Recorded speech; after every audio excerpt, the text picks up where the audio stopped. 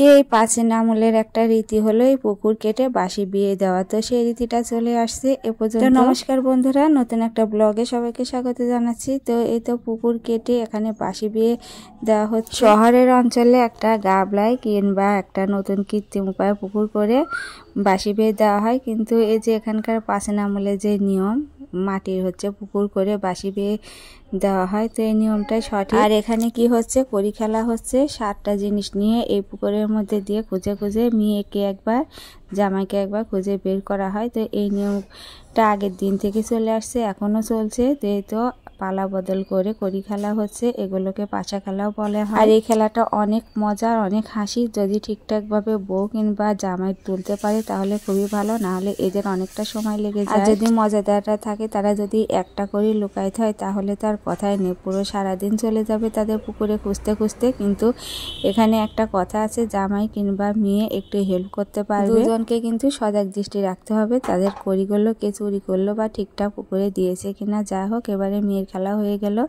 এবারে ছেলে হচ্ছে তুলবে, মানে আমাদের জামাই তুলবে পুকুর থেকে খুঁজে খুঁজে। সত্যি মজার একটা খেলা, আর এই খেলাটা খুবই ভালো লাগে। আর এই নিয়মগুলো প্রাচীন আমল থেকে নিয়মগুলো করে বিয়ে সম্পন্ন করা হয়, কারণ অনেক নিয়ম কানুন মেনে একটা সম্পর্ক জোড়া লাগানো হয়। আর এই সম্পর্ক আসলেই ছিটকায় না, যেহেতু আমরা সনাতনী। এভাবে বিয়ে হওয়ার পরও কিন্তু আমাদের সম্পর্কটা অটুট থাকে, বিশেষ করে আমাদের গ্রাম অঞ্চলে। হয়তো হাজারে একটা সমস্যা হতে পারে, সেটা আলাদা কথা, কিন্তু এভাবে একটা বন্ধনের মধ্যে দিয়ে আমাদের সুসম্পর্ক তৈরি হয় দুইটি পরিবারের মধ্যে। এদিকে বাজনারা তো বাজনা বাজাচ্ছিল, কিন্তু বাজনাটা আমি ইউজ করিনি। তো বাসি বিয়ে হয়ে গেছে, 7 পাক সিঁদুর দেওয়া। এবারে একটু আনন্দ করছিল ওরা চারদিকে। আর ভিড়ের মধ্যে যেটুকু ভিডিও ক্লিপ নেওয়া হয়েছে সেটুকু আপনাদের সাথে শেয়ার করলাম। তো কেমন লাগলো কমেন্টে অবশ্যই জানিয়ে দেবেন। তারপর এখানে এরা এসেছে আশীর্বাদ করতে।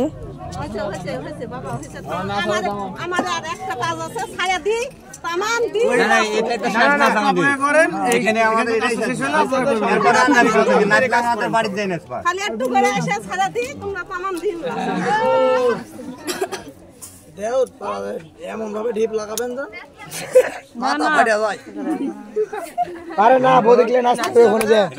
তো সব মানুষ তো এক হয় না, এরা খুব ভালো ছিল, খুব সুন্দরভাবে কথাবার্তা বলে আশীর্বাদ দিয়ে চলে গেল। এবারে বিয়ে ঘরে উঠে যাবে।